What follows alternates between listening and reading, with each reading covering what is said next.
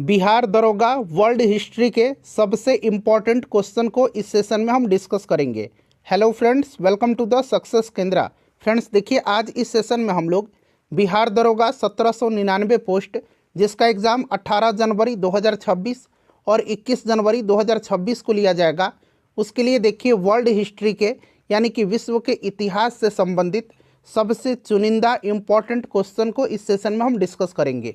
सारे के सारे इम्पॉर्टेंट प्रश्न ही इस सेशन में हम कवर करेंगे, इसीलिए एक भी प्रश्न को मिस मत करिएगा, सबको ध्यानपूर्वक और धैर्यपूर्वक देखिएगा।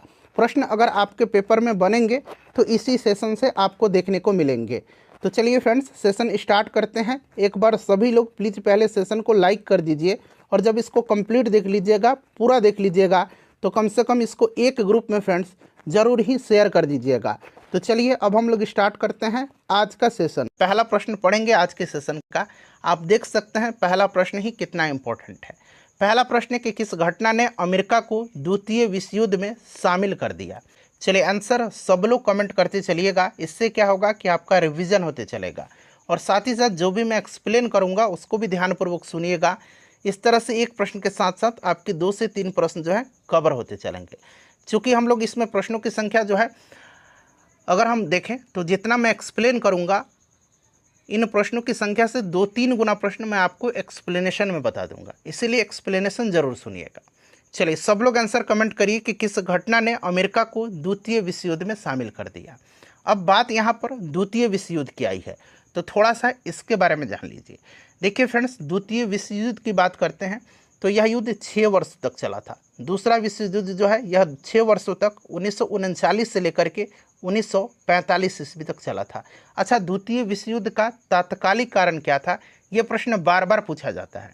द्वितीय विश्व युद्ध का जो तात्कालिक कारण था, यह जर्मनी का पोलैंड पर आक्रमण था। द्वितीय विश्व युद्ध का तात्कालिक कारण क्या था, तो जर्मनी का पोलैंड पर आक्रमण था। ठीक है, याद रहेगा। अच्छा फ्रेंड्स, याद रखना है कि जर्मनी ने वर्साई की संधि का उल्लंघन कब किया था।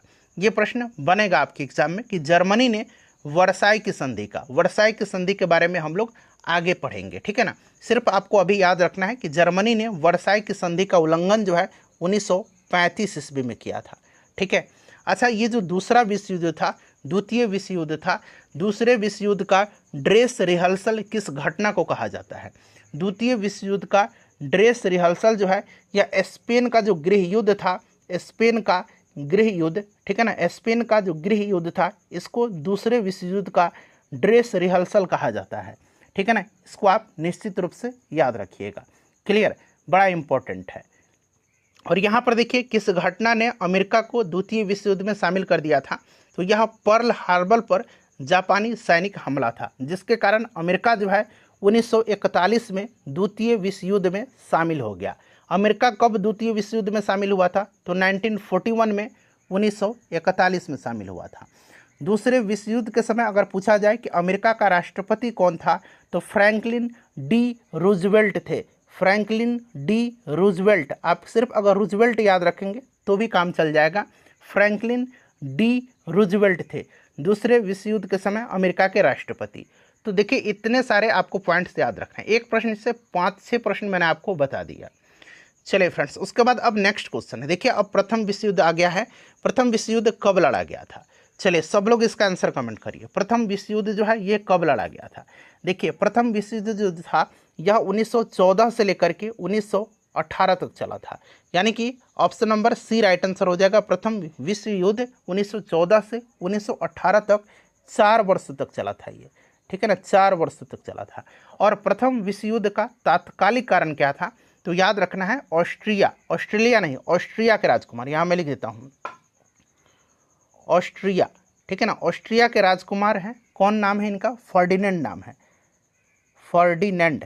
ठीक है ना, ऑस्ट्रिया के राजकुमार फर्डिनेंड की बोस्निया की राजधानी सेराजेवो, यहाँ मैं लिखता हूँ सेराजेवो में हत्या।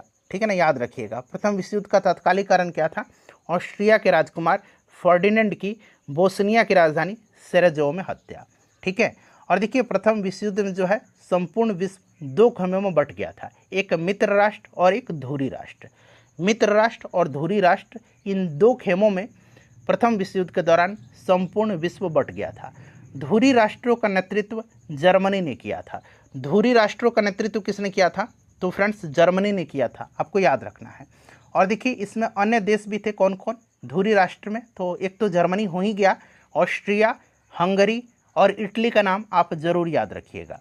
मित्र राष्ट्र की बात करते हैं तो मित्र राष्ट्रों में इंग्लैंड, जापान, संयुक्त राज्य अमेरिका, रूस और फ्रांस शामिल थे। ठीक है। अच्छा, प्रथम विश्व युद्ध के समय अमेरिका का राष्ट्रपति कौन था? तो वुडरो विल्सन था। कौन? वुडरो विल्सन थे। ठीक है ना, वुडरो विल्सन। और द्वितीय विश्व युद्ध के समय मैंने बताया है आपको, फ्रैंकलिन डी रूजवेल्ट थे। और प्रथम विश्व युद्ध के समय वुडरो विल्सन अमेरिका के राष्ट्रपति थे। ठीक है, चलिए नेक्स्ट क्वेश्चन करेंगे कि इनमें से कौन पेरिस शांति सम्मेलन के बड़े 4 परिषदों का सदस्य था? इनको बिग 4 के नाम से भी जाना जाता है। इनको बिग 4 के नाम से भी जाना जाता है, जो 4 परिषद के सदस्य थे पेरिस शांति सम्मेलन में। पेरिस शांति सम्मेलन के बारे में जान लीजिए। पेरिस शांति सम्मेलन हुआ था 1919 में, 1919 में हुआ था। ठीक है ना। और ये जो बिग 4 में जो सदस्य शामिल थे, ये आपको याद रखना है। ठीक है ना, आपको याद रखना है। यहाँ से प्रश्न जो है बनेगा किस प्रकार से, मैं आपको बताता हूँ। तो आपको याद रखना है। देखिए फ्रेंड्स, इसमें फ्रांस के प्रधानमंत्री थे कौन? तो जॉर्जेस क्लेमेंसो थे। अमेरिका के राष्ट्रपति वुडरो विल्सन थे। ठीक है ना। ब्रिटेन के प्रधानमंत्री इसमें लॉयड जॉर्ज थे। और याद रखना है आपको, इटली के प्रधानमंत्री विटोरियो ऑरलैंडो थे। यानी कि उपरोक्त सभी यहाँ पर राइट आंसर हो जाएगा। अगर आपसे प्रश्न इस तरह से पूछा जाएगा कि पेरिस शांति सम्मेलन के बड़े 4 परिषदों में अगर आपसे पूछा जाए कि इटली का नेतृत्व किसने किया था, तो आपको याद रखना है इटली के प्रधानमंत्री विटोरियो ऑरलैंडो। ठीक है ना। उसी प्रकार से अगर पूछा जाए कि अमेरिका का, तो वुडरो विल्सन। ठीक है ना। ब्रिटेन का तो ये डेविड लॉयड जॉर्ज थे। ठीक है। और अगर आपसे पूछा जाए फ्रांस के, तो जॉर्जेस क्लेमेंसो थे। तो इस तरह से भी आप याद रखेंगे। ठीक है, बड़ा इंपॉर्टेंट है जो मैंने आपको बताया है। चलिए नेक्स्ट क्वेश्चन कर लेंगे कि 17वीं 18वीं शताब्दी की फ्रांस की सामाजिक संरचना विभक्त थी कितने स्टेट में? ये आपसे पूछा गया है, बताएंगे राइट आंसर क्या हो जाएगा। 17वीं 18वीं शताब्दी की फ्रांस की सामाजिक संरचना विभक्त थी। तो फ्रेंड्स यह 3 वर्गों में विभाजित था, जिनको कि स्टेट नाम दिया गया था। जिनको कि स्टेट नाम दिया गया था। ठीक है ना। 3 वर्गों में विभाजित था। अगर हम पहला वर्ग की बात करें तो इसमें पादरी आता था पहला वर्ग में। दूसरे वर्ग में कुलीन वर्ग आते थे। दूसरे वर्ग में कुलीन वर्ग आते थे, कुलीन वर्ग। ठीक है ना। और तीसरे वर्ग में मध्यम वर्ग, किसान, पेशेवर, व्यापारी, ये सब लोग आते थे। ठीक है। तो यहाँ पर देखिए 3 स्टेट राइट आंसर हो जाएगा। चलिए उसके बाद नेक्स्ट क्वेश्चन करेंगे कि जर्मनी में नाजी यूथ लीग का गठन कब किया गया था? जर्मनी में नाजी यूथ लीग का गठन जो है कब किया गया था, बताएंगे। सब लोग इसका आंसर कमेंट करिए। देखिए आंसर कमेंट करने से क्या होगा कि आपका रिवीजन होगा। ठीक है ना। बताइए जर्मनी में नाजी यूथ लीग का गठन जो है यह कब किया गया था? तो फ्रेंड्स ये किया गया था 1922 में। कब किया गया था? 1922 में किया गया था, याद रखेंगे 1922 में। अच्छा 1920 में याद रखिएगा, 1920 में हिटलर ने, किसने? 1920 में हिटलर ने जो है नेशनल सोशलिस्ट पार्टी, यानी कि जो नाजी दल था, नेशनल सोशलिस्ट पार्टी यानी कि नाजी दल की स्थापना 1920 में हिटलर ने किया था। ठीक है। तो ये सब पॉइंट आप याद रखेंगे। अगर हिटलर की बात करते हैं तो देखिए फ्रेंड्स, हिटलर जो है इसकी आत्मकथा का नाम क्या है? मीन कैंप है, यानी कि माई कैंप मेरा संघर्ष है। ठीक है। एक राष्ट्र एक नेता का नारा हिटलर ने दिया था। ठीक है ना। एक राष्ट्र एक नेता का नारा हिटलर ने दिया था। ठीक है फ्रेंड्स, इन सब को आप ध्यान रखिएगा। क्लियर ना। चलिए, और हिटलर ने आत्महत्या कब किया था? तो हिटलर ने 30 अप्रैल 1945 को आत्महत्या कर लिया था। ये भी आप साथ साथ याद रखेंगे। चलिए नेक्स्ट क्वेश्चन है कि रूस में नई आर्थिक नीति, कहाँ पर? रूस में नई आर्थिक नीति लागू करने का श्रेय किसे दिया जाता है? रूस में नई आर्थिक नीति लागू करने का श्रेय किसको दिया जाता है, बताएंगे फ्रेंड्स। राइट आंसर क्या होगा इसका? तो देखिए रूस में नई आर्थिक नीति को लागू किया था लेनिन ने। ठीक है ना। किसने किया था? लेनिन ने किया था। अच्छा कब किया था? प्रश्न ये भी बनता है कि लेनिन ने रूस में नई आर्थिक नीति को लागू कब किया था? तो याद रखिएगा 1921 ईस्वी में किया था, 1921 में। ठीक है ना। ये सारे पॉइंट्स आपको याद रखने हैं। क्लियर। चलिए लेनिन के बारे में हम थोड़ा सा आपको बता देते हैं फ्रेंड्स। देखिए लेनिन की बात करते हैं तो लेनिन के बारे में आपको याद होगा, लेनिन बोल्शेविक दल का नेता था।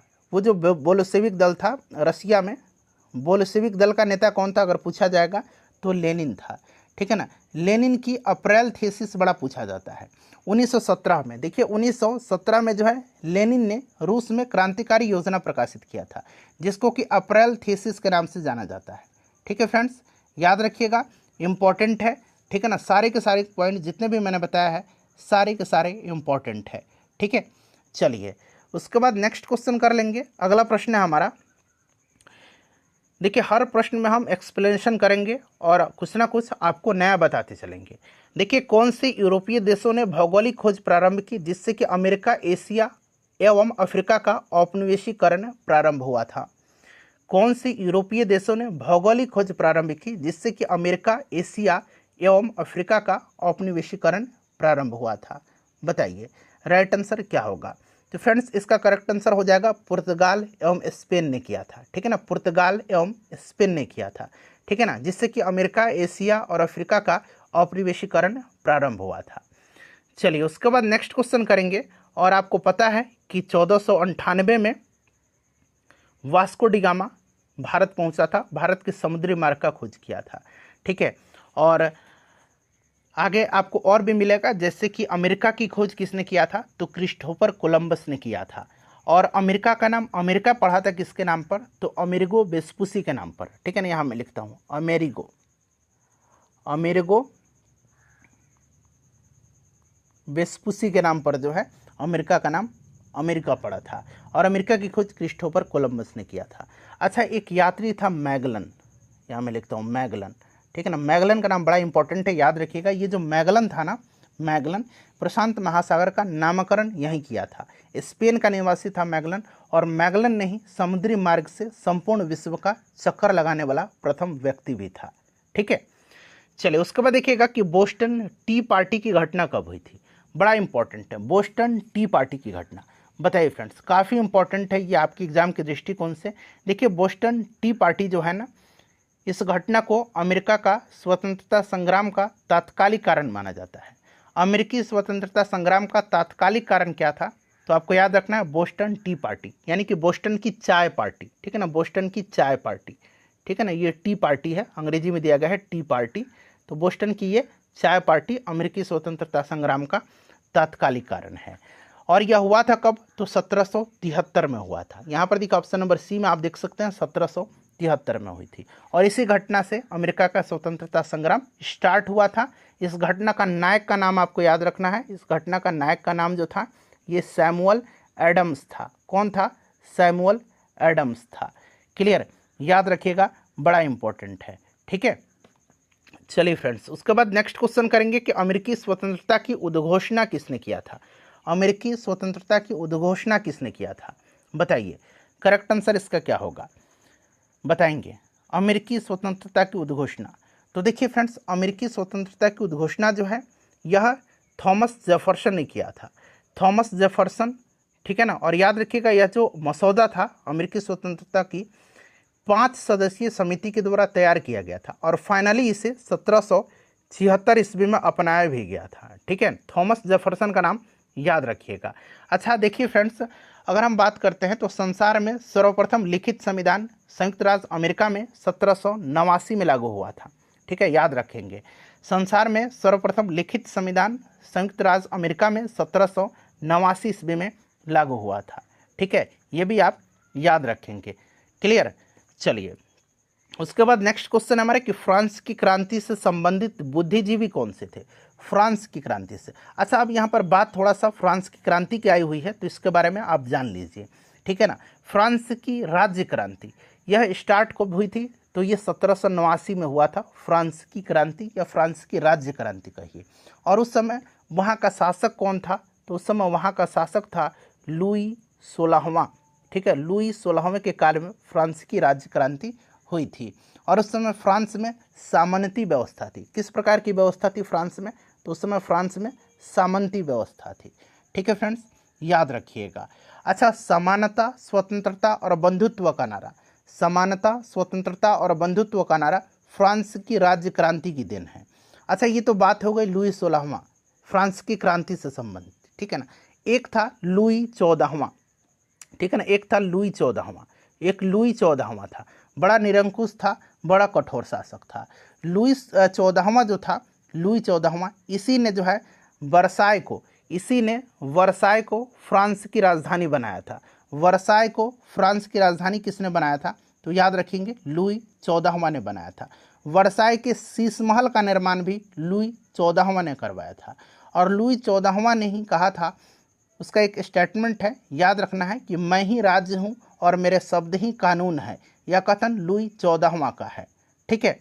तो ये सब आप याद रखिएगा। और फ्रांस की क्रांति से संबंधित बुद्धिजीवी पूछा गया है, तो ये वॉल्टेयर, मॉन्टेस्क्यू और रूसो ने रूस की क्रांति में फ्रांस की क्रांति में सर्वाधिक योगदान दिया था। गलती से मैंने अगर रूस का क्रांति बोला है तो माफ़ करिएगा, चर्चा यहाँ पर फ्रांस की क्रांति की हो रही है, ठीक है ना। तो फ्रांस की क्रांति में वॉल्टेयर, ठीक है ना, मॉन्टेस्क्यू और रूसो ने सर्वाधिक योगदान दिया था। तो यहाँ पर देखिए उपरोक्त तो सभी यहाँ पर राइट आंसर हो जाएगा, ठीक है। चलिए आगे बढ़ेंगे फ्रेंड्स, नेक्स्ट क्वेश्चन करेंगे कि ग्रेट डिप्रेशन महामंदी का काल था। तो देखिए ये जो ग्रेट डिप्रेशन शब्द है, महामंदी का काल, ये पूछा गया है कि किस समस्या से संबंधित था, बताइए राइट आंसर इसका क्या होगा। तो फ्रेंड्स यहाँ पर ध्यान दीजिएगा, 1929 में महामंदी का काल था, ठीक है ना। महामंदी जो आया हुआ था 1929 में, और यह एक प्रकार की आर्थिक समस्या थी। ऑप्शन नंबर यहाँ पर ए राइट आंसर हो जाएगा, लेकिन ये 1929 आप जरूर याद रखिएगा, ठीक है ना। चलिए फ्रेंड्स, सेशन पसंद आ रहा है तो प्लीज़ लाइक कर दीजिए। देखिए लेनिन के द्वारा मांग की गई मांग जो अप्रैल थीसिस कहलाती है, क्या है? अप्रैल थीसिस क्या है, बताइए राइट आंसर क्या होगा इसका। राइट आंसर कमेंट करिए, बताइए फ्रेंड्स इसका राइट आंसर क्या होगा। सभी लोग इसका आंसर कमेंट करिए। तो देखिए अभी मैंने आपको थोड़ी देर पहले ही बताया है, मैंने आपको बताया था ये अप्रैल थीसिस के बारे में कि 1917 में, देखिए 1917 में जो है लेनिन ने रूस में क्रांतिकारी योजना प्रकाशित किया था, और यही क्रांतिकारी योजना अप्रैल थीसिस के नाम से जानी जाती है। और इसमें प्रथम विश्व युद्ध समाप्त होना चाहिए, कृषकों को भूमि हस्तांतरण होना चाहिए और बैंकों का राष्ट्रीयकरण होना चाहिए। ये उपरोक्त सभी था इसमें। तो ऑप्शन नंबर यहाँ पर डी राइट आंसर हो जाएगा।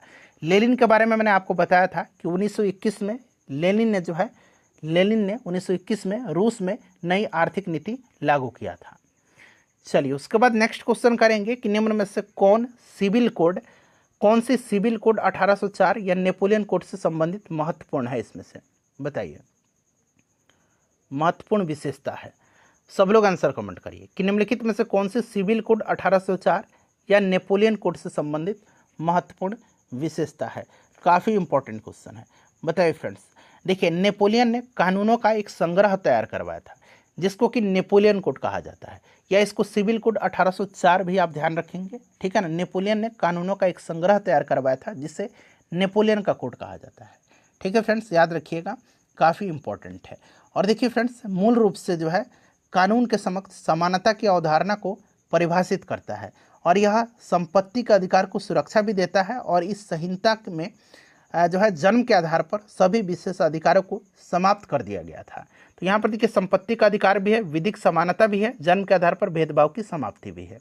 तो उपरोक्त सभी यहाँ पर करेक्ट आंसर हो जाएगा। अच्छा, बात यहाँ पर नेपोलियन की आई हुई है, तो नेपोलियन से संबंधित कुछ इंपॉर्टेंट पॉइंट याद रखिएगा। आपको दो द्वीप का नाम याद रखना है, ये जो द्वीप है, ठीक है ना, दो द्वीप का नाम याद रखना है। कौन कौन से द्वीप है, तो यहाँ मैं लिखता हूँ। एक है आपका कोर्सिका द्वीप, एक कौन सा द्वीप है, एक कोर्सिका द्वीप है, और एक है आपका सेंट हेलेना। एक कौन सा द्वीप है, तो एक सेंट हेलेना द्वीप है। देखिए ये जो नेपोलियन था इसका जन्म हुआ था कोर्सिका द्वीप पर। जन्म कहाँ पर हुआ था, तो कोर्सिका द्वीप पर 1769 में इसका कोर्सिका द्वीप पर जन्म हुआ था। और इसकी मृत्यु कब हुई थी, तो 1821 में सेंट हेलेना द्वीप पर हुई थी। तो पूछा जाता है कि मृत्यु किस द्वीप पर हुई थी, तो सेंट हेलेना द्वीप पर। जन्म कहाँ पर हुआ था, तो कोर्सिका द्वीप पर, ठीक है ना। आगे और भी इसके बारे में हम चर्चा करेंगे, ठीक है, ज़्यादा सहूलियत होगा आपको थोड़ा थोड़ा याद रखने में। चलिए नेक्स्ट क्वेश्चन है कि कहाँ पर सर्वप्रथम छपाई तकनीक का विकास हुआ। कहाँ पर सर्वप्रथम छपाई तकनीक का विकास हुआ था, बताइए। अच्छा, कागज का आविष्कार कहाँ पर हुआ था, कागज का आविष्कार चीन में हुआ था। छपाई तकनीक का विकास भी चीन में हुआ था सर्वप्रथम। ऑप्शन नंबर यहाँ पर ए राइट आंसर हो जाएगा। चलिए उसके बाद नेक्स्ट क्वेश्चन है कि किसने यंग इटली, देखिए प्रश्न को ध्यान से पढ़िएगा, किसने यंग इटली या कभी कभी आपको इस तरह से यंग यूरोप भी लिखा मिल जाएगा, ठीक है ना, दोनों तरीके से याद रखिएगा। देखिए यंग इटली या यंग यूरोप नामक गुप्त संस्था की स्थापना किसने किया था, याद रखिएगा। तो देखिए यंग इटली जो था, यंग इटली, इसकी स्थापना, यंग इटली की स्थापना 1831 में, यंग इटली की स्थापना 1831 में जो है आपको याद रखना है जोसेफ मैज़नी ने किया था। किसने किया था? जोसेफ मैज़नी ने किया था, ठीक है, जोसेफ मैज़नी ने किया था। यहाँ पर देखिए गैरिबाल्डी दिया गया है। गैरिबाल्डी जो था इसने लाल कुर्ती नाम से, ठीक है ना, लाल कुर्ती, यहाँ मैं लिखता हूँ लाल कुर्ती नाम से, गैरिबाल्डी ने लाल कुर्ती नाम से जो है सेना का संगठन किया था, ठीक है ना, याद रखिएगा, काफ़ी इंपॉर्टेंट क्वेश्चन है, ठीक है। चलिए और देखिए फ्रेंड्स, इटली के एकीकरण का जनक जो है जोसेफ मैज़नी को ही माना जाता है इटली के एकीकरण का जनक, ठीक है, इंपॉर्टेंट है, याद रखिएगा। और इटली का एकीकरण हुआ था 1871 में, काउंट काबूर ने किया था, काउंट काबूर ने किया था, काउंट काबूर ने किया था, ठीक है ना, काउंट काबूर ने किया था। और जनक माना जाता है मैज़नी को, लेकिन 1871 में इटली का एकीकरण काउंट काबूर ने किया था। चलिए उसके बाद देखिएगा नेक्स्ट क्वेश्चन हमारा आ गया। प्रश्न क्या कह रहा है कि राष्ट्रसंघ के दायित्व को निभाने के लिए किस पैक्ट में विभिन्न देशों ने मिलकर के यह घोषित किया कि युद्ध को राष्ट्रीय नीति का उपकरण न बनाया जाए। राष्ट्रसंघ के दायित्व को निभाने के लिए किस पैक्ट में विभिन्न देशों ने मिलकर के यह घोषित किया था कि युद्ध को राष्ट्रीय नीति का उपकरण न बनाया जाए, बताएंगे इसका राइट आंसर क्या होगा। तो फ्रेंड्स यह जो आपका पैक्ट था यह केलॉग-ब्रियंट पैक्ट था, ठीक है ना, केलॉग-ब्रियंट पैक्ट था। यह पारस्परिक विवादों को शांतिपूर्ण ढंग से सुलझाने के लिए शुरू किया गया एक महत्वपूर्ण अंतर्राष्ट्रीय समझौता था, जिन पर जो है पेरिस में 27 अगस्त 1928 को, जिस पर जो है पेरिस में 27 अगस्त 1928 को, याद रखिएगा, 15 देशों के प्रतिनिधियों ने हस्ताक्षर किए थे, ठीक है, तो ये सब आप याद रखिएगा। चलिए उसके बाद नेक्स्ट क्वेश्चन है कि औद्योगिक क्रांति के संदर्भ में कोर्डिंग शब्द किसे इंगित करता है, बताइए। औद्योगिक क्रांति के संदर्भ में ये जो कोर्डिंग शब्द है यह किसे इंगित करता है। अच्छा, बात यहाँ पर औद्योगिक क्रांति की आ गई है, तो क्या आप औद्योगिक क्रांति के बारे में जानना नहीं चाहेंगे? बिल्कुल, देखिए औद्योगिक क्रांति की शुरुआत पूछा जाएगा कहाँ पर हुई थी, तो इंग्लैंड में औद्योगिक क्रांति की शुरुआत हुई थी। क्यों हुई थी? तो क्योंकि इंग्लैंड के पास उपनिवेशों के कारण कच्चे माल और पूंजी की अधिकता थी। इंग्लैंड में औद्योगिक क्रांति की शुरुआत किस उद्योग से हुई थी, ये भी प्रश्न बनता है। तो इंग्लैंड में औद्योगिक क्रांति की शुरुआत जो है यह सूती वस्त्र उद्योग से, सूती कपड़ा उद्योग से हुआ था, ठीक है, याद रखिएगा। और फ्रेंड्स एक और इम्पॉर्टेंट पॉइंट्स आपको याद रखना है कि औद्योगिक क्रांति की दौड़ में जर्मनी जो था, औद्योगिक क्रांति की दौड़ में जर्मनी इंग्लैंड का प्रतिद्वंदी था, ठीक है। चलिए, और औद्योगिक क्रांति के समय बहुत सारे आविष्कार भी हुए थे, आगे मैं आपको बताऊंगा, ठीक है। चलिए, औद्योगिक क्रांति के संदर्भ में कोडिंग शब्द किसे इंगित करता है, तो उस प्रक्रिया को, यहाँ उस बना लीजिएगा, उस प्रक्रिया को जिसमें कपास या उसकी कटाई की जाती है। चलिए उसके बाद नेक्स्ट क्वेश्चन करेंगे फ्रेंड्स। अगला प्रश्न हमारा आ गया। प्रश्न है कि संयुक्त राष्ट्र संघ यानी कि यूएनओ के संविधान चार्टर में कुल कितने अनुच्छेद तथा अध्याय हैं? कितने अनुच्छेद तथा अध्याय हैं संयुक्त राष्ट्र के संविधान के चार्टर में? देखिए, बात संयुक्त राष्ट्र संघ की आई हुई है, तो आपको पता है ना संयुक्त राष्ट्र संघ की स्थापना कब हुई थी? तो फ्रेंड्स 24 अक्टूबर 1945 को इसकी स्थापना हुई थी। ये आपको रटना है, याद रखना है, ठीक है ना। और देखिए फ्रेंड्स, इसके संविधान चार्टर में कुल कितने अनुच्छेद हैं और कितने अध्याय हैं? तो 111 अनुच्छेद हैं और 19 अध्याय हैं, यानी कि ऑप्शन बी यहाँ पर राइट आंसर बिल्कुल हो जाएगा। चलिए उसके बाद नेक्स्ट क्वेश्चन करेंगे फ्रेंड्स। अगला प्रश्न है कि ब्रेटन वुड्स सम्मेलन का मुख्य उद्देश्य क्या था? अब यहाँ पर देखिए बात ब्रेटन वुड्स की आई हुई है। अच्छा, ब्रेटन वुड्स सम्मेलन की बात करते हैं तो ब्रेटन वुड्स सम्मेलन 1944 में हुआ था, 1944 में, याद रखिएगा 1944 में। और 44 देशों के, याद रखिएगा 44 देशों के प्रतिनिधि जो थे इस सम्मेलन में हिस्सा लिए थे, शामिल हुए थे, ठीक है। आर्थिक व्यवस्था और अंतर्राष्ट्रीय सहयोग की एक ऐसी प्रणाली का विकास करना था, उस पर ये सहमत हुए थे जो देशों के युद्ध की तबाही से उबारने और दीर्घकालिक वैश्विक विकास को बढ़ावा देने में मदद करेगी, ठीक है ना, यही इसका मुख्य उद्देश्य था। तो यहाँ पर देखेंगे औद्योगिक विश्व में आर्थिक स्थिरता और पूर्ण रोजगार, विश्व व्यापार संगठन के माध्यम से वैश्विक आर्थिक स्थिरता लाना और द्वितीय विश्व युद्ध में उपजी आर्थिक मंदी को कम करना।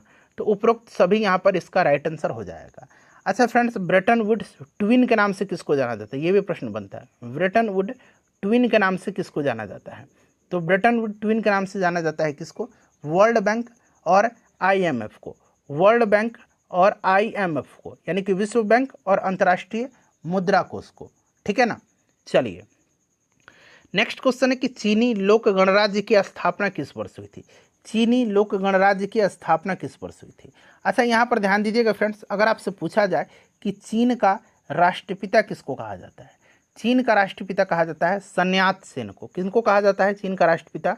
सन यात सेन को कहा जाता है। ठीक है ना, सन यात सेन को चीन का राष्ट्रपिता कहा जाता है। ठीक है, याद रखिएगा, राष्ट्रपिता चीन का कहा जाता है सन यात सेन को। क्लियर। और यहाँ पर पूछा गया है कि चीनी लोक गणराज्य की स्थापना किस वर्ष हुई थी? तो 1949 में हुई थी। ऑप्शन डी में आप देख सकते हैं 1949 में हुई थी। ठीक है, 1949 में माओ त्से तुंग के नेतृत्व में, माओ त्से तुंग के नेतृत्व में 1939 में जनवादी गणराज्य की स्थापना चीन में किया गया था। ठीक है, चीन को एशिया का मरीज भी कहा जाता है, इस चीज़ को आप याद रखिएगा। और चीन की कम्युनिस्ट पार्टी की स्थापना अगर पूछा जाए कब हुआ था, चीन की जो कम्युनिस्ट पार्टी है इसकी स्थापना 1921 में हुई थी, ये भी आप ध्यान रखेंगे। ठीक है, इस चीज़ को आप याद रखिएगा, काफ़ी इम्पोर्टेंट है।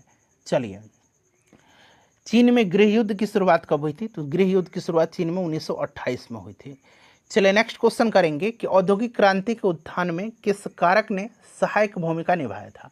औद्योगिक क्रांति के बारे में अभी मैंने आपको बताया था कि यह इंग्लैंड में शुरू हुआ था, क्योंकि इंग्लैंड के पास उपनिवेशों के कारण कच्चे माल और पूंजी की अधिकता थी।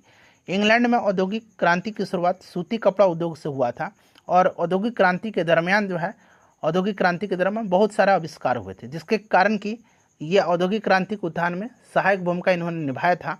तो यहाँ पर देखिएगा कि नई प्रौद्योगिकी, पूंजी बिल्कुल है, पूंजी की अधिकता थी इंग्लैंड के पास, कृषि क्रांति भी है, और व्यापार प्रतिबंध उस समय समाप्त हुए थे, ये भी है। तो उपरोक्त सभी यहाँ पर राइट आंसर हो जाएगा। ठीक है, उसके बाद देखिए नेक्स्ट क्वेश्चन है, इनमें से कौन अंतर्राष्ट्रीय न्यायालय में प्रथम भारतीय न्यायाधीश था?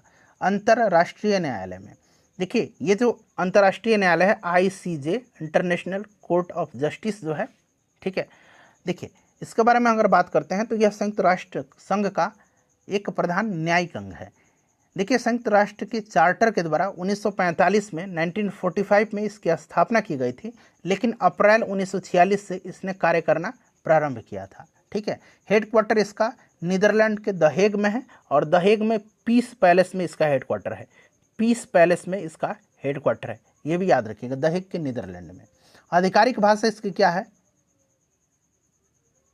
तो फ्रेंच और अंग्रेजी है, याद रखिएगा। अंतर्राष्ट्रीय न्यायालय का आधिकारिक भाषा फ्रेंच और अंग्रेजी है। इसमें टोटल 15 जज होते हैं, जो संयुक्त राष्ट्र महासभा और सुरक्षा परिषद के द्वारा 9 वर्षों के लिए चुने जाते हैं। इनका कार्यकाल 9 वर्षों तक होता है। और जो ICJ है, यानी कि अंतर्राष्ट्रीय न्यायालय, इसका जो गणपूर्ति कोरम है वो संख्या कितनी? तो वो भी 9 ही है। ये सारे पॉइंट्स आप ध्यान रखेंगे। और अंतर्राष्ट्रीय न्यायालय में प्रथम भारतीय न्यायाधीश जो हैं, ये आपके कौन हैं बताइए? राइट आंसर क्या हो जाएगा? तो फ्रेंड्स, ये वेनेगल नरसिंह राव हैं। तो यहाँ पर देखिए BN राव दिया गया है। क्लियर। और ICJ में अगर पहला भारतीय प्रेसिडेंट पूछेगा तो ये नागेंद्र सिंह होंगे। चलिए, उसके बाद नेक्स्ट क्वेश्चन करेंगे कि किस चरण को पुनर्जागरण काल कहा जाता है? अच्छा, पुनर्जागरण काल बड़ा इंपॉर्टेंट है। ये जो भौगोलिक खोजें है ना, भौगोलिक खोजें जो आपका चैप्टर है, उसी से ये संबंधित है। पुनर्जागरण का प्रारंभ जो हुआ था ये इटली में हुआ था, आपको याद रखना है। कहाँ पर? पुनर्जागरण का प्रारंभ इटली में हुआ था, और इटली के फ्लोरेंस नगर में हुआ था। फ्लोरेंस नगर में, ठीक है ना, इटली के फ्लोरेंस नगर में हुआ था। और इटली के जो महान कवि हैं दांते, याद रखिएगा, इटली के महान कवि दांते, ठीक है, इन्हीं को पुनर्जागरण का अग्रदूत माना जाता है। ठीक है, इटली के जो फ्लोरेंस नगर था वहीं पर दांते का जन्म भी हुआ था। क्लियर ना, याद रखिएगा। और देखिए फ्रेंड्स, ये जो पुनर्जागरण काल था ना, उसमें आपको Leonardo da Vinci, Michael Angelo, Rafale आगे आपको मिलेगा। ये बहुमुखी प्रतिभा संपन्न व्यक्ति थे जिन्होंने पुनर्जागरण के प्रसारण में अपना योगदान दिया था। ठीक है, चलिए, तो ये आपका माना जाता है राइट आंसर क्या होगा? 14वीं 16वीं शताब्दी, option number C right answer होगा। नेक्स्ट क्वेश्चन है हमारा कि पुनर्जागरण काल का माइकल एंजेलो कौन था? तो अभी मैंने बताया था Leonardo da Vinci, Michael Angelo और राफेल, ये 3 नाम आप याद रखिएगा। Michael Angelo, Leonardo da Vinci, ठीक है ना। लियोनार्डो दा विंची आपको याद होगा। लियोनार्डो दा विंची की जो कृति है वो याद रखना है, the last supper. The last supper ये किसकी आपका कृति है? तो याद रखिएगा लियोनार्डो दा विंची की।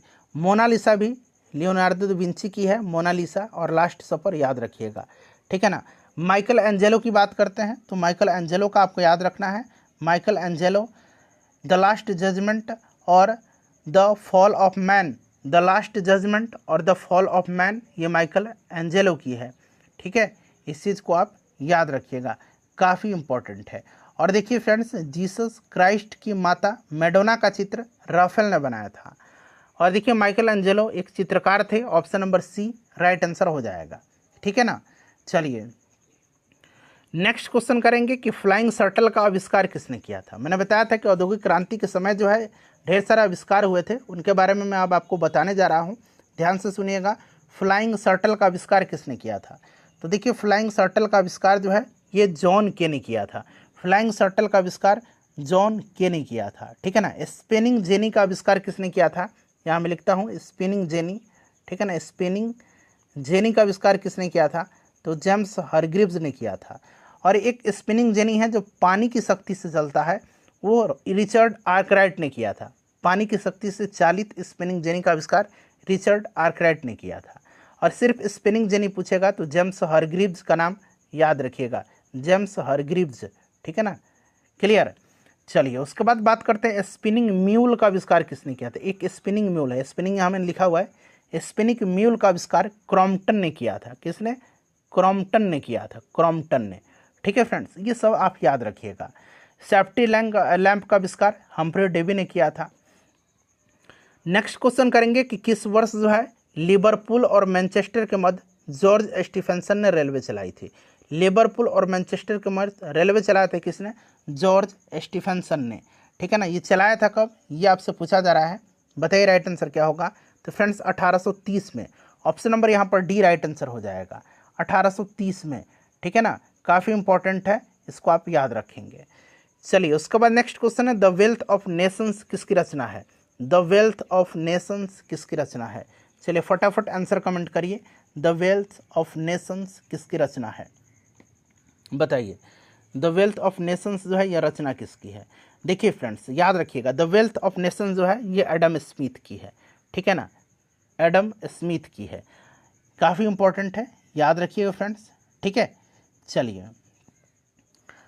चलिए उसके बाद नेक्स्ट क्वेश्चन करेंगे। अगला प्रश्न है हमारा कि discourse on inequality, discourse on inequality यानी कि सेकंड डिस्कोर्स किसने लिखा है? सेकंड डिस्कोर्स को लिखा है किसने, बताइए। डिस्कोर्स ऑन इनइक्वालिटी इसको लिखा है रूसो ने। सोशल कॉन्ट्रैक्ट भी रूसो की ही है, याद रखिएगा, सोशल कॉन्ट्रैक्ट भी रूसो की रचना है।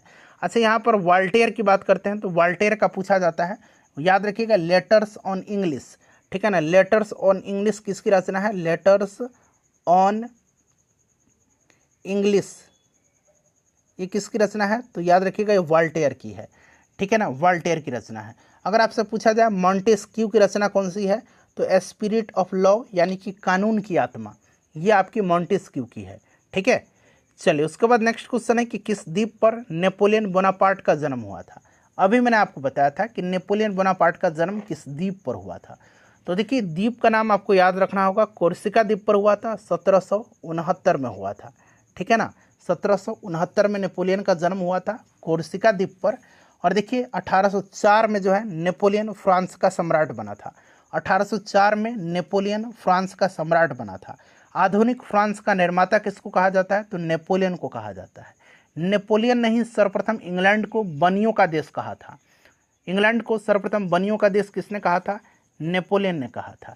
नेपोलियन ने बैंक ऑफ फ्रांस की स्थापना 1800 ईस्वी में किया था। नेपोलियन ने बैंक ऑफ फ्रांस की स्थापना 1800 ईस्वी में किया था, ठीक है, याद रखिएगा।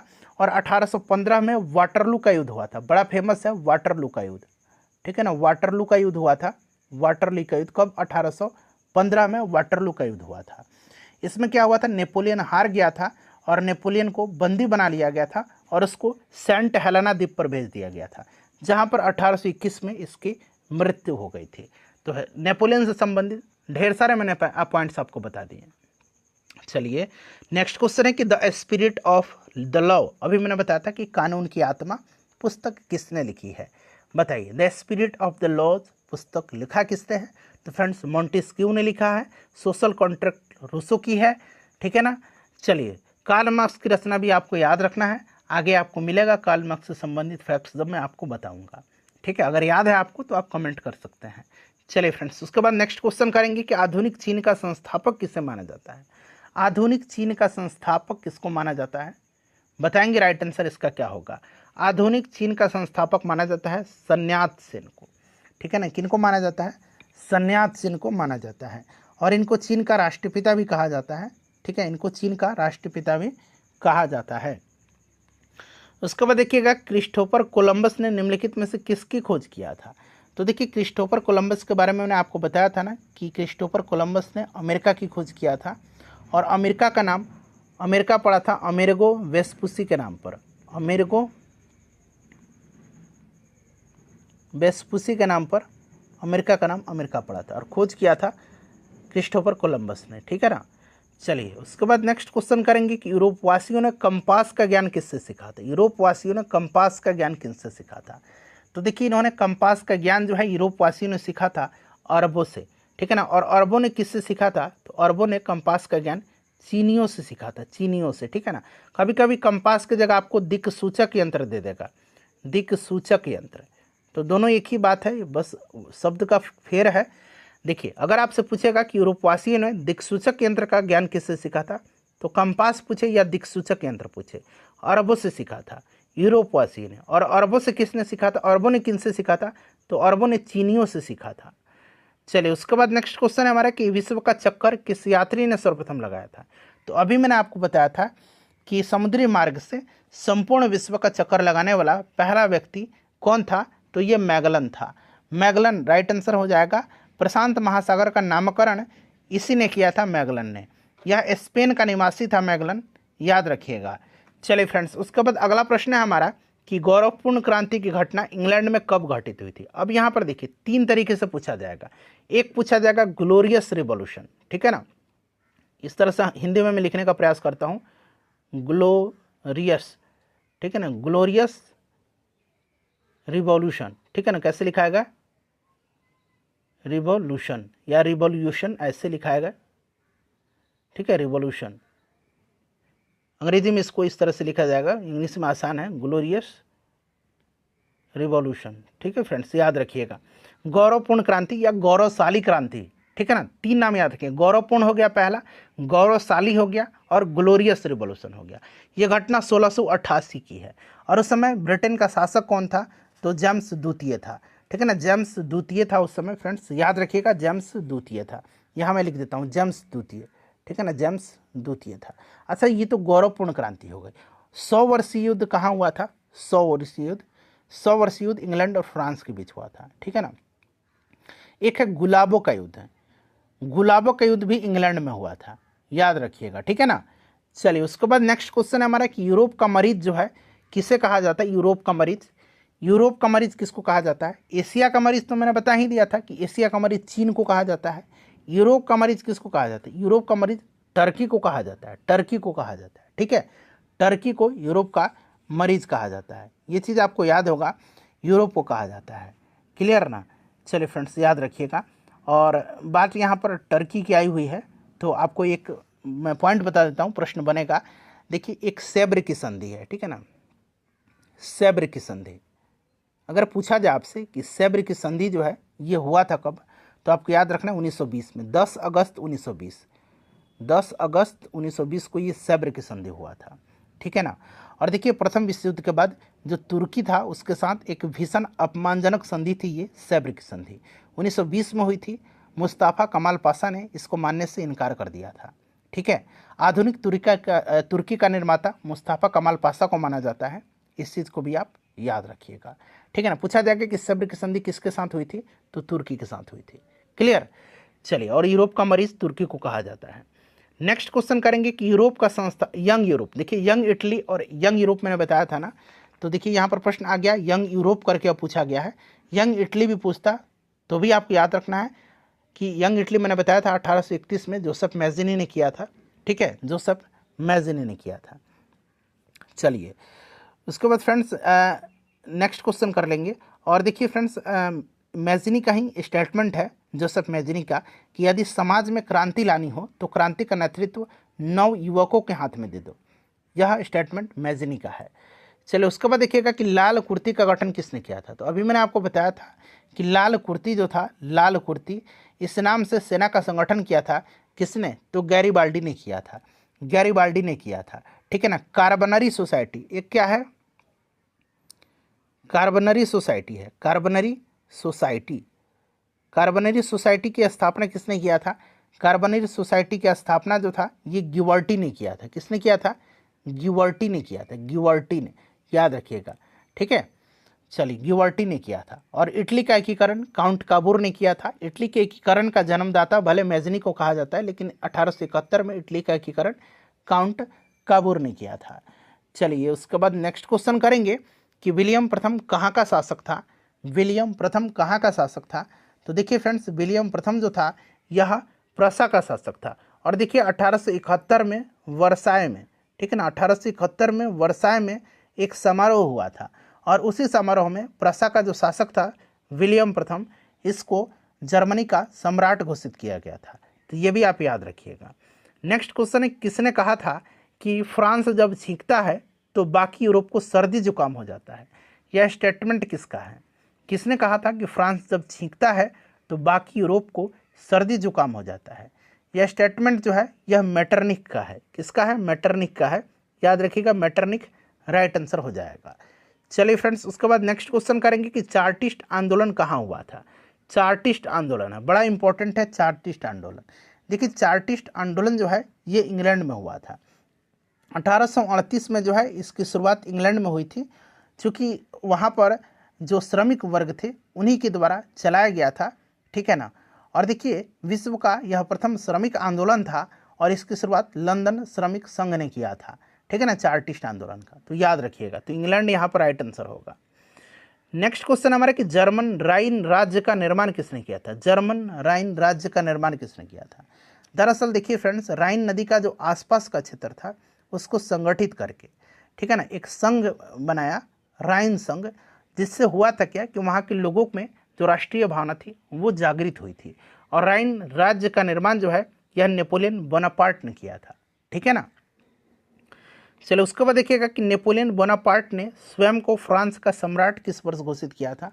तो मैंने अभी आपको बताया था कि नेपोलियन ने फ्रांस का सम्राट स्वयं को कब घोषित किया था, तो 1804 में घोषित किया था। 1804 यहाँ पर राइट आंसर हो जाएगा। आधुनिक फ्रांस का निर्माता इसको माना जाता है।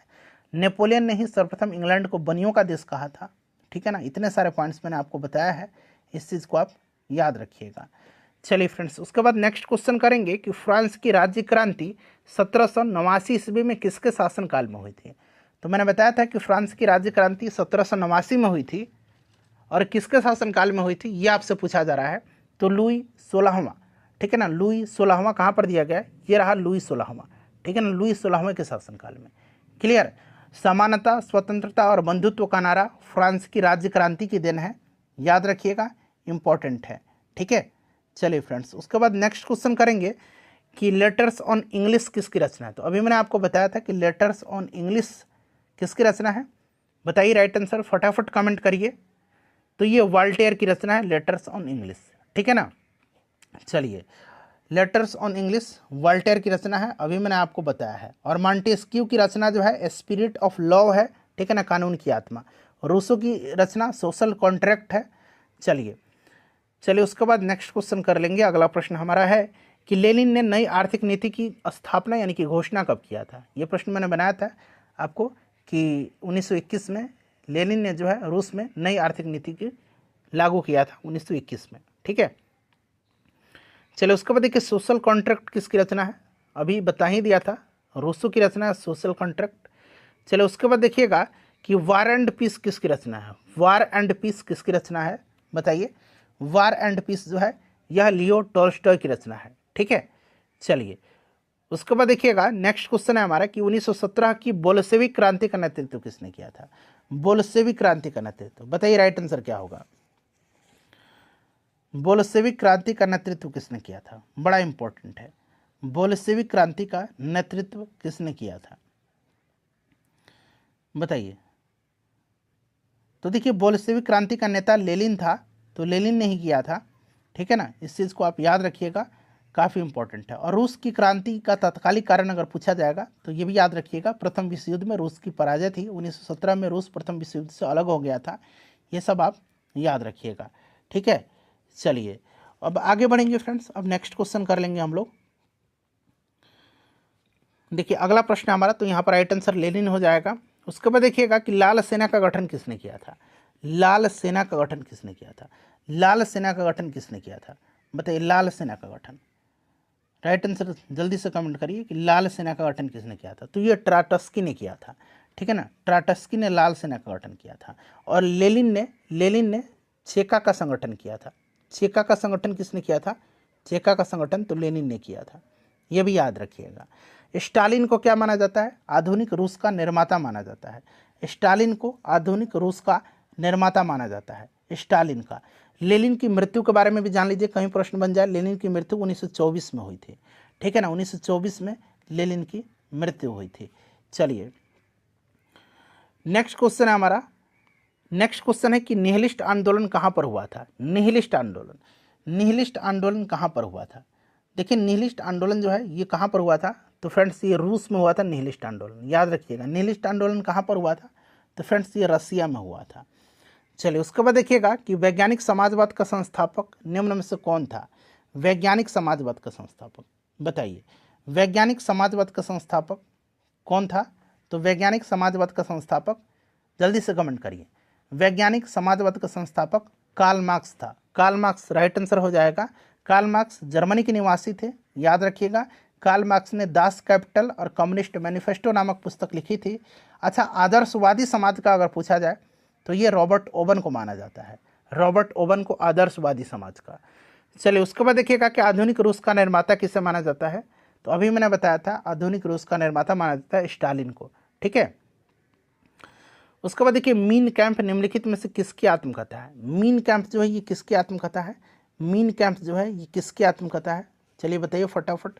मीन कैंप किसकी आत्मकथा है, तो ये हिटलर की आत्मकथा है। हिटलर यहाँ पर राइट आंसर हो जाएगा, ठीक है ना, हिटलर करेक्ट आंसर हो जाएगा, काफ़ी इंपॉर्टेंट है। हिटलर का जन्म 1889 में हुआ था और हिटलर ने आत्महत्या किया था 1945 में 30 अप्रैल के दिन।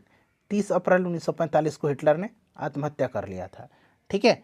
चलिए अगला प्रश्न है हमारा कि इटली के एकीकरण का जनक किसे माना जाता है। तो इटली के एकीकरण का जनक मैंने आपको बताया था ना, इटली के एकीकरण का जनक माना जाता है जोसेफ मैज़नी को।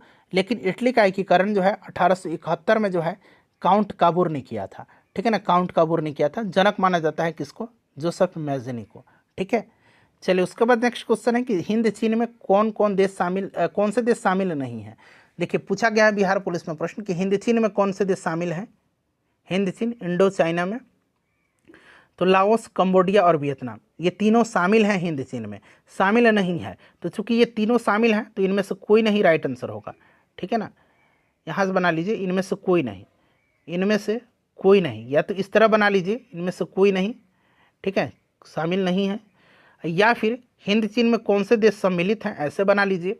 तो हिंद चीन में कौन से देश सम्मिलित हैं, अगर ये हटा दीजिएगा तो उपरोक्त सभी हैं, लाओस, कंबोडिया और वियतनाम, ठीक है।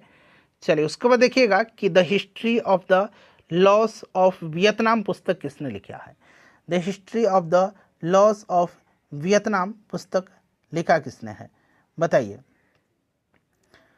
तो फ्रेंड्स इसको लिखा है फान बोई चाउ ने, ठीक है ना। The history of the loss of Vietnam पुस्तक को फान बोई चाउ ने लिखा है। चलिए उसके बाद नेक्स्ट क्वेश्चन है हमारा कि जर्मनी में नाजी दल का उत्थान किसके नेतृत्व में हुआ था। सिंपल सा क्वेश्चन है, जर्मनी में नाजी दल का उत्थान, ठीक है ना, बताइए राइट आंसर क्या होगा। तो फ्रेंड्स ये जर्मनी में हिटलर, ठीक है ना, हिटलर यहाँ पर राइट आंसर हो जाएगा, ठीक है, याद रखिएगा। हिटलर के नेतृत्व में हुआ था जर्मनी में नाजी दल का उत्थान। चलिए और देखिए फॉसिज्म जो था, फॉसिज्म ये इटली में हुआ था, आपको मुसोलिनी के नेतृत्व में, ठीक है, ये आपको याद होगा। चलिए मुसोलिनी के, क्लियर। चलिए आगे बढ़ेंगे फ्रेंड्स, नेक्स्ट क्वेश्चन कर लेंगे। और मुसोलिनी को ड्यूस के नाम से भी जाना जाता है, ड्यूस के नाम से भी पुकारा जाता था मुसोलिनी को। यहाँ मैं लिखता हूँ मुसोलिनी, यहाँ है ही लिखा मुसोलिनी, ठीक है। चलिए उसके बाद देखिएगा कि स्पिनिंग म्यूल का आविष्कार किसने किया था। आगे ना स्पिनिंग म्यूल, स्पिनिंग जेनी, ठीक है ना, ये सब मैंने आपको बताया था ना। स्पिनिंग म्यूल का आविष्कार किसने किया था, तो क्रॉम्पटन ने किया था, मैंने आपको बताया था। जॉन के ने फ्लाइंग शटल का आविष्कार किया था। जेम्स हारग्रीव्स ने स्पिनिंग जेनी का आविष्कार किया था। हम्फ्री डेवी ने सेफ्टी लैंप का आविष्कार किया था। चलिए उसके बाद देखिएगा कि वास्प इंजन की खोज किसने किया था। वास्प इंजन की खोज तो फ्रेंड्स जेम्स वाट ने किया था, ठीक है ना। चलिए उसके बाद अगला प्रश्न करेंगे कि निम्नलिखित में से किसे ब्रेटन वुड्स ट्विन के नाम से जाना जाता है। मैंने बताया था ब्रेटन वुड्स सम्मेलन 1944 में हुआ था, ठीक है ना। और ब्रेटन वुड्स के ट्विन के नाम से जाना जाता है किसको, बताइए राइट आंसर क्या होगा। ब्रेटन वुड्स ट्विन के नाम से विश्व बैंक और अंतर्राष्ट्रीय मुद्रा कोष को, ठीक है ना। विश्व बैंक और अंतर्राष्ट्रीय मुद्रा कोष यानी कि वर्ल्ड बैंक और इंटरनेशनल मॉनेटरी फंड को ब्रेटन वुड्स ट्विन के नाम से जाना जाता है।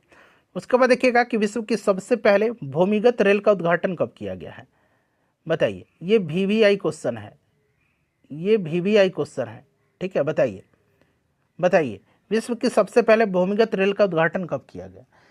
तो फ्रेंड्स ये किया गया था लंदन में। कहाँ पर किया गया था, लंदन में। कब किया गया था, 10 जनवरी 1863 को। 10 जनवरी 1863 को कहाँ पर, लंदन में किया गया था, ठीक है। काफ़ी इंपॉर्टेंट है, याद रखिएगा। चलिए उसके बाद नेक्स्ट क्वेश्चन हमारा कि विश्व में सर्वप्रथम मुद्रण की शुरुआत कहाँ पर हुई थी। शायद ये प्रश्न रिपीट हो गया है क्या, बताइए। इसका आंसर आप लोग मुझे कमेंट करके बता दीजिएगा, क्योंकि मैंने बता दिया है शायद। आप लोग कमेंट करके इसका आंसर बताइएगा, ठीक है ना। सेशन कैसा लग रहा है ये भी बताइएगा। चलिए द लास्ट सपर किसकी कृति है। द लास्ट सपर मैंने बताया था कि द लास्ट सपर, मोनालिसा, ये किसकी रचना है। तो द लास्ट सपर और मोनालिसा, मोनालिसा भी याद रखिएगा। द लास्ट सपर और एक मोनालिसा है, ये लियोनार्डो दा विंची की है, ठीक है ना, लियोनार्डो दा विंची की है। माइकल एंजेलो का मैंने बताया था, माइकल एंजेलो का द लास्ट जजमेंट, ठीक है ना। यहाँ थोड़ा सा इंतजार करिए, मैं लिख देता हूँ the last judgement, the last judgement और द फॉल ऑफ मैन, ठीक है ना। द लास्ट जजमेंट और द फॉल ऑफ मैन ये किसकी है, तो फ्रेंड्स ये माइकल एंजेलो की है, माइकल एंजेलो की है, ठीक है। चलिए ऑप्शन नंबर यहाँ पर तो सी राइट आंसर होगा। चलिए उसके बाद देखिएगा कि द लास्ट जजमेंट और द फॉल ऑफ मैन, देखिए मिल ही गया, माइकल एंजेलो करेक्ट आंसर हो जाएगा। चलिए उसके बाद देखिएगा कि रोमियो एंड जूलियट किसकी अमर कृति है। रोमियो एंड जूलियट जो है यह किसकी अमर कृति है, रोमियो और जूलियट, बताइए यह अमर कृति किसकी है। तो फ्रेंड्स यह शेक्सपियर की है, ठीक है ना, याद रखिएगा शेक्सपियर की है। काफ़ी इंपॉर्टेंट है फ्रेंड्स, इसको आप ज़रूर याद रखिएगा, ठीक है। Option number A right answer हो जाएगा। चलिए उसके बाद देखिए नेपोलियन ने बैंक ऑफ फ्रांस की स्थापना कब किया था। नेपोलियन ने बैंक ऑफ फ्रांस की स्थापना कब किया था, सब पॉइंट मैंने आपको डिस्कस करा दिया है, बताइए। तो सन 1800 ईस्वी में नेपोलियन ने बैंक ऑफ फ्रांस की स्थापना किया था, ठीक है ना, याद रखिएगा। चलिए ऑप्शन नंबर यहाँ पर ए राइट आंसर हो जाएगा। और एक युद्ध मैं आपको बता दे रहा हूँ, वाटरलू का युद्ध आपको याद रखना 1815 में, वाटरलू 1815 में, ठीक है ना, यहाँ मैं लिखता हूँ वाटरलू का युद्ध कब हुआ था, 1815 में। एक मैं युद्ध बता रहा हूँ आपको याद रखिएगा, युद्ध है ट्राफल्गर की युद्ध है, ठीक है ना, ट्राफल्गर का युद्ध हुआ था। ये कब हुआ था, तो ये हुआ था आपका 1805 में। किसके बीच हुआ था, तो इंग्लैंड और नेपोलियन के बीच हुआ था, ठीक है ना, इंग्लैंड और फ्रांस कह सकते हैं, याद रखिएगा ट्राफल्गर का युद्ध। चलिए उसके बाद नेक्स्ट क्वेश्चन है कि वाटरलू का युद्ध कब हुआ था। प्रश्न आ गया ना, अभी मैंने बताया था वाटरलू का युद्ध हुआ था कब, 1815 में हुआ था, ठीक है ना। और इसमें नेपोलियन पराजित हो गया था, उसको बंदी बना करके सेंट हेलेना द्वीप पर भेज दिया गया था, जहां पर 1821 में इसकी मृत्यु हो गई थी। 1815 में वाटरलू का युद्ध हुआ था, ठीक है। चलिए उसके बाद नेक्स्ट क्वेश्चन करेंगे। अगला प्रश्न है हमारा कि नेपोलियन की मृत्यु किस दिन हुई थी। तो किस दिन नहीं, यहाँ किस द्वीप पर हुई थी, बना लीजिए किस द्वीप पर हुई थी। तो ये द्वीप सेंट हेलेना है, जन्म कोर्सिका द्वीप पर हुआ था, ठीक है। चलिए उसके बाद देखिएगा कि कार्बोनरी सोसाइटी का संस्थापक कौन था। कार्बोनरी सोसाइटी का संस्थापक कौन था, देखिए कार्बोनरी सोसाइटी इसका स्थापना इटली में हुआ था। और मैंने बताया था कार्बोनरी सोसाइटी की स्थापना गिबर्टी ने किया था, तो गिबर्टी राइट आंसर हो जाएगा, ठीक है ना। एक फेबियन सोसाइटी है, आगे आपको मिलेगा फेबियन सोसाइटी। चलिए यह कथन किसका है कि समाज में यदि क्रांति लानी हो तो क्रांति का नेतृत्व नागरिकों के हाथ में दे दो। मैंने बताया था ना, ये स्टेटमेंट किसका है, तो ये स्टेटमेंट है आपका जोसेफ मैज़नी का, ठीक है ना, जोसेफ मैज़नी का। चलिए उसके बाद देखिए फेबियन सोसाइटी आ गया ना। अभी कार्बोनरी सोसाइटी था और ये फेबियन सोसाइटी है। फेबियन सोसाइटी की स्थापना 1884 में हुई थी। कहाँ पर, तो लंदन में हुई थी, ठीक है ना, याद रखिएगा, इंपॉर्टेंट क्वेश्चन है ये। चलिए उसके बाद नेक्स्ट क्वेश्चन है हमारा कि दुनिया के मजदूरों एक हो, यह नारा किसने दिया था। दुनिया के मजदूरों एक हो, यह नारा कार्ल मार्क्स ने दिया था, ठीक है ना, कार्ल मार्क्स राइट आंसर हो जाएगा। चलिए उसके बाद देखिएगा कि जर्मनी ने वर्साई की संधि का उल्लंघन कब किया था। तो हमें पहले ही प्रश्न में मैंने आपको शायद एक्सप्लेनेशन में बताया था कि जर्मनी ने जो है 1835 में, मैंने बताया था ना 1835 में जो है, सॉरी 1935 में, नॉट 1800, 1935 में जर्मनी ने वर्साई की संधि का उल्लंघन किया था, ठीक है। चलिए वर्साई की संधि हुआ था कब, ये भी आप जान लीजिए, थोड़ा था इंपॉर्टेंट है आपके एग्जाम के दृष्टिकोण से। वर्साई की संधि हुआ था कब, तो फ्रेंड्स 28 जून 1919 को वर्साई की संधि हुई थी। और वर्साई की जो संधि थी, इससे सबसे ज़्यादा क्षति जर्मनी की हुई थी, ठीक है ना। जर्मनी को हर्जाने के रूप में भारी रकम लाद दिया गया था। और ये जो वर्साई की संधि थी, इसको आरोपित संधि के नाम से जाना जाता है। वर्साई की संधि को आरोपित संधि के नाम से भी जाना जाता है, क्योंकि ऐसा माना जाता है कि वर्साई की संधि में ही दूसरे विश्व युद्ध यानी कि द्वितीय विश्व युद्ध का बीजारोपण हुआ था, ठीक है। चलिए उसके बाद नेक्स्ट क्वेश्चन है कि संयुक्त राष्ट्र संघ की स्थापना कब हुई थी। संयुक्त राष्ट्र संघ की स्थापना कब हुई थी, बताइए। तो फ्रेंड्स 24 अक्टूबर 1945 को इसकी स्थापना हुई थी, ठीक है। और एक आपका है लीग ऑफ नेशन, इसकी स्थापना प्रथम विश्व युद्ध के बाद हुई थी 1920 में, ठीक है ना, 10 जनवरी 1920 को हुई थी। और लीग ऑफ नेशन की स्थापना याद रखिएगा 10 जनवरी 1920 को लीग ऑफ नेशंस की स्थापना, ठीक है ना। और ये आपका संयुक्त राष्ट्र संघ 1945 24 अक्टूबर के दिन। चलिए उसके बाद नेक्स्ट क्वेश्चन है प्रथम विश्व युद्ध में धुरी राष्ट्र में कौन सा देश शामिल नहीं था। यहाँ पर स्पष्ट मेंशन किया गया प्रथम विश्व युद्ध में। तो प्रथम विश्व युद्ध में अगर हम बात करते हैं तो पूरा विश्व दो खंडों में बटा था, मित्र राष्ट्र और धुरी राष्ट्र। धुरी राष्ट्र का नेतृत्व जर्मनी ने किया था। और धुरी राष्ट्र में एक तो आपका जर्मनी तो था ही, इसने नेतृत्व किया था। उसके बाद ऑस्ट्रिया, हंगरी और इटली था। ऑस्ट्रिया, हंगरी और इटली था। जापान मित्र राष्ट्र में शामिल था, यह धुरी राष्ट्र में नहीं था। मित्र राष्ट्र में जापान, इंग्लैंड, संयुक्त राज्य अमेरिका, रूस और फ्रांस था। तो यहाँ पर option number A right answer हो जाएगा, ठीक है। चलिए धुरी राष्ट्र में जापान शामिल नहीं था। उसके बाद चलिए प्रथम विश्व युद्ध का तात्कालिक कारण क्या था। तो मैंने बताया था प्रथम विश्व युद्ध का तात्कालिक कारण ऑस्ट्रिया के राजकुमार फर्डिनेंड की बोस्निया की राजधानी सेराजेवो में हत्या, फर्डिनेंड की सेराजेवो में हत्या, ठीक है। चलिए उसके बाद देखिए अगला प्रश्न है कि अमेरिका प्रथम विश्व युद्ध में कब शामिल हुआ था। प्रथम विश्व युद्ध में, द्वितीय विश्व युद्ध में 1941 में शामिल हुआ था। और प्रथम विश्व युद्ध में कब शामिल हुआ था, ये आपसे पूछा जा रहा है, बताइए फटाफट राइट आंसर क्या होगा। तो फ्रेंड्स अमेरिका शामिल हुआ था 1917 में, ठीक है ना, 1917 राइट आंसर हो जाएगा।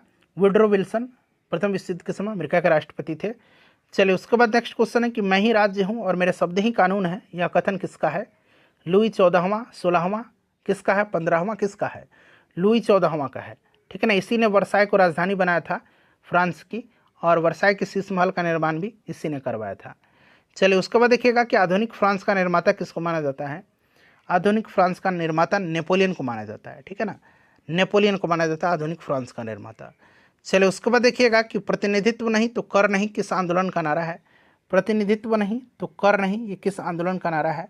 तो देखिए फ्रेंड्स, यह अमेरिकी स्वतंत्रता संग्राम के दौरान अमेरिका वासियों का नारा था, प्रतिनिधित्व नहीं तो कर नहीं, ठीक है। तो इस चीज़ को आप याद रखिएगा, अमेरिकी स्वतंत्रता संग्राम। चलिए उसके बाद देखिएगा कि साम्यवादी शासन का पहला प्रयोग कहाँ पर हुआ था। साम्यवादी शासन का पहला प्रयोग फ्रेंड्स ये रसिया में हुआ था, रूस में हुआ था साम्यवादी शासन का पहला प्रयोग। उसके बाद चलिएगा 1917 ईस्वी में कौन सा देश प्रथम विश्व युद्ध से अलग हुआ था। तो मैंने बताया था कि प्रथम विश्व युद्ध से अलग जो हो गया था ये रसिया हो गया था। रसिया 1917 में प्रथम विश्व युद्ध से अलग हो गया था, क्योंकि रसिया की पराजय हो गई थी प्रथम विश्व युद्ध में। और 1917 में जो रूसी क्रांति हुई थी उसका तात्कालिक कारण भी रूस का प्रथम विश्व युद्ध में पराजय है, ठीक है ना, option number C right answer होगा। उसके बाद चलिए कि वर्साई की संधि से सर्वाधिक क्षति किस देश को हुई थी। वर्साई की संधि के बारे में मैंने आपको बताया था अभी थोड़ी देर पहले कि वर्साई की जो संधि थी फ्रेंड्स, उसके तहत जर्मनी पर भारी रकम थोपा गया था हर्जाने के रूप में, ठीक है ना। जर्मनी यहाँ पर राइट आंसर हो जाएगा। और वर्साई की संधि जो हुई थी, अभी मैंने बताया भी था आपको कि वर्साई की संधि हुई थी 28 जून 1919 को। इसको आरोपित संधि के नाम से भी जाना जाता है और ऐसा माना जाता है कि वर्साई की संधि के दौरान ही दूसरे विश्व युद्ध का बीजारोपण हुआ था। चलिए उसके बाद देखिएगा कि केप ऑफ गुड होप यानी कि उत्तर मासा अंतरिप इसको कहा जाता है। तो केप ऑफ गुड होप की खोज किसने किया था बताइए? केप ऑफ गुड होप की खोज बार्थोलोमेव डियाज ने किया था। ये प्रश्न बिहार पुलिस का ही है। चलिए उसके बाद नेक्स्ट क्वेश्चन करेंगे कि लीग ऑफ नेशंस की स्थापना कब हुई थी? लीग ऑफ नेशंस की स्थापना 1920 में हुई थी। ठीक, कवर करवा दिया।